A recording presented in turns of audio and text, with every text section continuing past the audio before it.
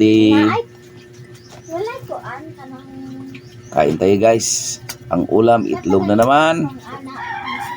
Isang mug na birch tree with Nescafe stick.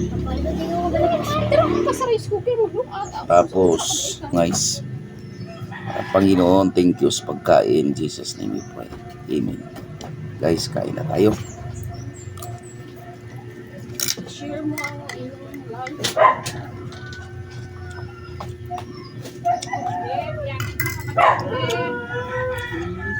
Iwan ko kagabi guys.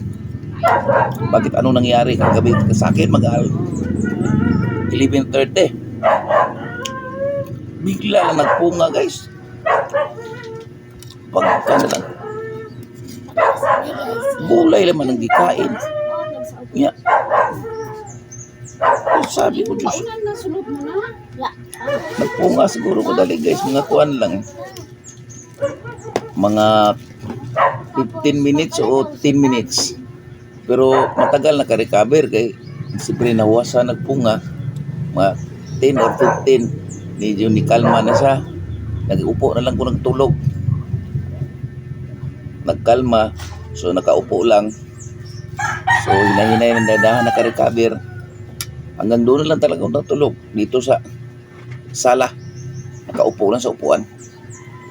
Pero grasya lang kaya madali lang naka-recover. Pero hangyo ko sa kay kagad. Na Lord, tulungan mo ko Panginoon. Wala akong pira. Gawas nga daya ko ngayon. So kagabi man nangyari. Lord, tulungan mo ko Panginoon. Wala akong pira. Paano ito hospital ko? Pero ang ginaisip ko talaga, kaya ang pag hininga ko makaabot pa man sa loob. Di pa maputol. Okay ba ito mga sabi ni misis ko? Hospital pang kadili. Kaya ra. Kaya pag hinga ko makaabot pa man sa loob. Pero bunga, dili ang asin nga grabe ka bunga. Bunga talaga eh. Kaya grasya ka sa Ginoo, ampo ko Lord, tulungan mo ko Panginoon. Wala akong pira, magpapa-hospital. Anong gawin ko dito Lord? Kaya doon mga 10 or 15 minutes dandahan naka-recover, sabi ko thank you Lord. So hanggang doon, after doon mga 10 or 15 minutes ang pagpunga, so naka-recover, dandahan, pero di pwede maghiga, magtulog. Doon na dito ako nakuhan. Abutan ng madaling umaga sa sala, kaupo lang. Kaya guys, salamat po sa inyong prayer. Kaya andito ng dialysis warrior.